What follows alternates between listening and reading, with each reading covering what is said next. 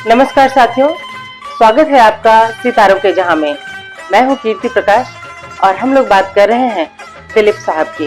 लोग अंधेरे में पाप करते हैं और मैं उजाले में यहाँ आके शराब पी। हम सभी जानते हैं कि दिलीप साहब ने सबसे ज्यादा अपनी लाइफ में ट्रेजिक रोल ही निभाए थे और इसी कारण उन्हें ट्रेजिक किंग भी कहा जाने लगा था। हालांकि ये टाइटल तो उन्हें 1955 में आई फिल्म देवदास से ही मिल गया था और उन्हीं दिनों एक मसला हो गया। देव साहब को लगने लगा कि वो लगातार इस तरह के ट्रेजिक किरदारों में घिरने लगे हैं।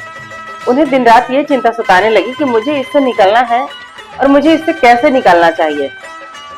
सोचते रहे तभी उन्हें किसी ने सलाह दी कि आपको डॉक्टर से कंसल्ट करना चाहिए। खुद दिलीप साहब ने hero the silent era of Dilip Kumar में इसकी चर्चा की है कि उनका जो डिप्रेशन था वो धीरे धीरे इतना बढ़ने लग गया कि उन्हें लगने लगा कि उनकी फिल्मों पे नहीं बल्कि उनकी निजी लाइफ पर भी इसका असर पड़ रहा है। उसके बाद उन्होंने इंग्लैंड के एक जाने माने साइकोथेरेपिस्ट से अपना ट्रीटमेंट करवाया। ट्रीटमेंट के दौरान जो उनके साइकोथेरेपिस्ट ने उनसे कहा, उन्होंने ये सलाह दी कि आप ऐसा क्यों नहीं करते कि आप फिलहाल कुछ दिन कुछ साल ट्रेजिक जो रोल है उसे ना करके कुछ हल्की फुल्की से आप फिल्में करें, कुछ कॉमेडी करें।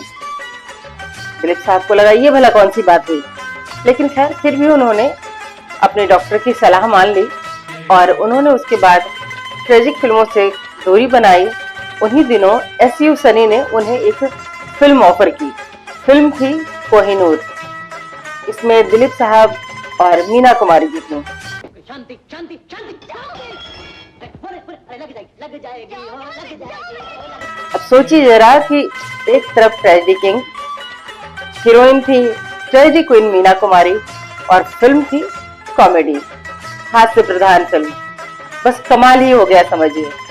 लेकिन फिल्म ने इतनी धूम मचाई, लोगों को मीना कुमारी जी और दिलीप कुमार साहब का यह एक्टिंग इतना पसंद आया कि बस पूछिए ही मत। कोहिनूर सुपरहिट रही।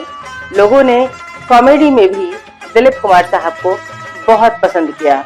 उसके बाद तो एक के बाद एक कॉमेडी फिल्में करते ही गए दिलीप साहब। उसके बाद तो दिलीप साहब ने राम और श्याम, आजाद, लीडर, इस तरह की कई कॉमेडी फिल्में की और इसके करने से उनके जो एक्टिंग का पर्सोना था उसमें भी काफी बदलाव आया। लोगों ने उन्हें सराहा और उसके बाद तो उनका मुकाम ये हो गया कि वो कॉमेडी की जो जमात थी ना उसमें जा खड़े हुए। कह सकते हैं कि एक तरह से वो उनसे आगे निकल गए। दिलीप साहब का करियर कॉमेडी में भी बहुत अच्छा रहा है। चलिए अब उनकी फिल्मों से हटकर कुछ और बातें करते हैं दिलीप साहब की पर्सनल लाइफ के बारे में।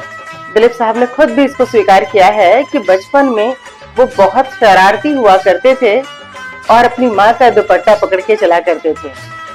जब बदमाशियां करते थे तो जाके अपनी दादी के शॉल में छुप जाया करते थे और उनको अपनी माँ का आंचल पकड़कर उनके पीछे पीछे चलना इतना पसंद था कि एक बार ऐसा हुआ कि वो किसी भीड़ में फंस गए थे। माँ आगे निकल गई और वो भीड़ में फंस गए।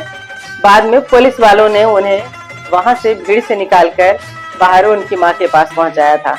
तो इतने शरारती थे दिलीप साहब। लेकिन आपको एक बात बताऊं, खुद दिलीप साहब ने अपनी किताब में इसका जिक्र भी किया है कि जैसे जैसे वो बड़े हो रहे थे तो उनका शर्मीलापन बढ़ता जा रहा था और टीन एज तक आते आते वो काफी शर्मीले हो गए थे। इतना कि अगर कोई उनको किसी लड़की से बात करने के लिए कह दे तो उनके हाथ पांव फूल जाते थे। किसी लड़की से बात करना, किसी के साथ जाना, ये उनके वश में नहीं था और फिल्में तो बहुत दूर की बात थी। इसी संदर्भ में मुझे एक कहानी याद आ रही है जो मैंने कहीं पढ़ी थी कि उनका शर्मिलापन दूर करने के लिए राज कपूर साहब उनके पीछे पड़े रहते थे। एक बार की बात है जब वो दोनों एक साथ कॉलेज में पढ़ रहे थे तो राज कपूर साहब ने क्या किया कि किसी लड़की को लेकर आए जो उनके क्लासमेट ही रही होंगी और दिलीप साहब को आकर कहा कि वो लड़की तुमसे बात करना चाहती है। दिलीप साहब बिल्कुल हैरान, मतलब लड़की से बात करना और कोई लड़की उनसे बात करना चाहती है, ये तो सुन के भी बहुत अजीब था। खैर वो उनकी तरफ देखा तो राज कपूर साहब उनकी झिझक समझ गए। बोला कि चलो उधर चलते हैं कैंटीन की तरफ। और जब राज कपूर साहब के साथ दिलीप साहब कैंटीन की तरफ गए तो देखते हैं कि वो लड़की पहले से वहां बैठी है। बहरहाल जाकर वो तीनों बैठे, बातचीत होती रही। इससे पहले कि दिलीप साहब उस लड़की से बात कर पाते, शायद उस लड़की को समझ में आ गया था कि यूसुफ के साथ समय खराब करने, टाइम खराब करने से ज्यादा और कुछ नहीं होगा, और वो उठकर चली गई। तो ऐसा था इनका शर्मिलापन। इतना ही नहीं, एक जगह दिलीप साहब लिखते हैं कि राज कपूर मेरा शर्मिलापन दूर करने के लिए इतना मेरे पीछे पड़े रहते थे कि एक बार क्या हुआ, शाम के समय वो उनके घर आए, यूसुफ साहब के घर आए राज साहब, और कहा कि चलो चलते हैं, टहल कर आते हैं। दिलीप साहब मान गए, दोनों चल पड़े। और जैसे ही ताज होटल के पास पहुंचे, वहां से उनको तांगा लेना था। उन दिनों मुंबई में, या कहें कि तब का जो बंबई था, तब यहाँ तांगे भी चला करते थे, और इतनी भीड़ भाड़ जो आज है वो तब नहीं हुआ करती थी। तो जैसे ही तांगा को रुकवाया, तांगे पे बैठने वाले थे, राज कपूर साहब को दो लड़कियां दिख गईं, जो शायद फॉरेनर थी, लेकिन अच्छा खासा गुजराती में वो बातें कर रही थी। राज कपूर साहब ने दोनों को आवाज दी गुजराती में।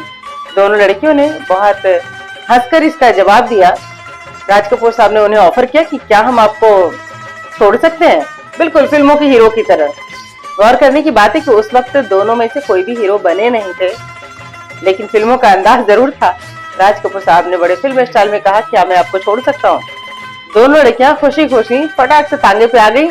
एक राज कपूर के इस तरफ बैठ गई, दूसरी दिलीप कुमार साहब के उस तरफ। और थोड़ी ही देर बाद राज कपूर ऐसे उन दोनों लड़कियों से बातें कर रहे थे जैसे कि कितने दिनों से जानते हो, जैसे कि बहुत घनिष्ठ मित्रों। और दिलीप कुमार बेचारे सहमे से खिसकते जा रहे थे एक साइड। इसका जिक्र करते हुए दिलीप साहब लिखते हैं कि मैं अंदर से इतना डरा हुआ था और राज इतना खुला हुआ था उनके साथ, मैं तो समझ ही नहीं पाया कि ऐसा कैसे। दिलीप साहब कहते हैं, कई बार तो मुझे ना जलन भी होती थी कि लड़कियां राज कपूर पे इतना कैसे मरती हैं, और मैं इतना शर्मिला था। खैर, लेकिन जब फिल्मों में दिलीप साहब आए तो कहीं ये दिखाई नहीं दिया। ये थी उनकी मेथड एक्टिंग, ये था उनका एक्टिंग के प्रति जुनून जो कभी लगा नहीं।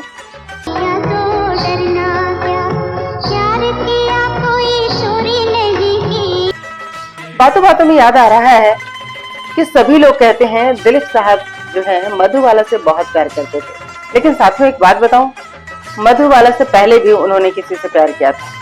सच तो यह है कि मधुबाला उनका पहला प्यार कभी नहीं थी। उनको प्यार हुआ था सबसे पहले कामिनी कौशल से। जी हाँ, कामिनी कौशल से उनको सबसे पहले प्यार हुआ था।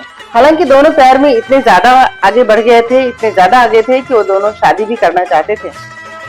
लेकिन प्रॉब्लम ये थी कि कामिनी कौशल के जो भाई थे, उन्हें ये बात बिल्कुल पसंद नहीं थी, और उसका भी एक बहुत बड़ा कारण था। कामिनी पहले से ही शादीशुदा थी, हालांकि उनकी शादी उनकी मर्जी के खिलाफ हुई थी। दरअसल कामिनी की जब बड़ी बहन गुजर गई बहुत कम उम्र में, एक छोटे से बेटे को छोड़कर एक्सीडेंटली, तब कामिनी के घर वालों ने कामिनी की मर्जी के बगैर बस उस छोटे से बच्चे को मां मिल जाए, इसलिए उनकी शादी उनके ही बहनोई से करवा दी थी। ये बात दिलीप साहब भी जानते थे, लेकिन उनके जो पति थे, यानी कि उनके जो बहनोई थे, जो अब उनके पति थे, उन्होंने लोगों का मुंह बंद कर दिया था ये कहकर कि कामिनी और दिलीप के बीच एक बहुत प्यारा सा लव है।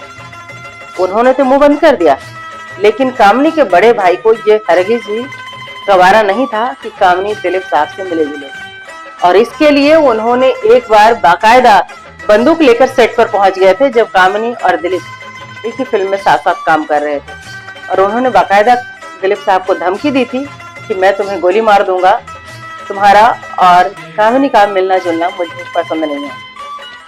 लेकिन खैर, इन धमकियों से कौन डरने वाला था, प्यार तो अपनी जगह था।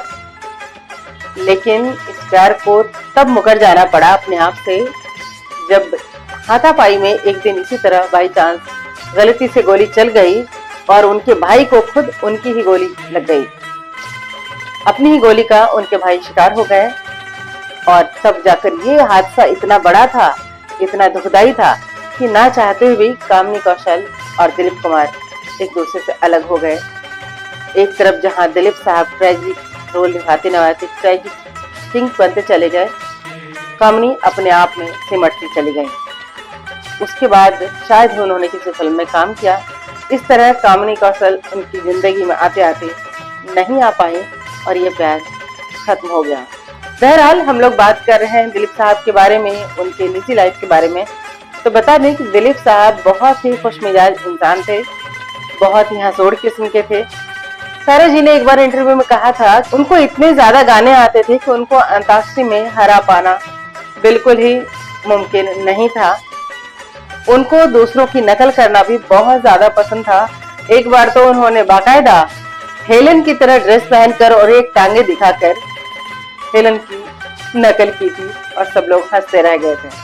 दिलीप साहब के बारे में बहुत सारी बातें हैं साथियों, बात कुछ और नई तरह की जो आप नहीं जानते हो आपके लिए लेकर आऊंगी अगले एपिसोड में। आप बने रहिए सितारों की जहां में और कीर्ति को दीजिए अनुमति।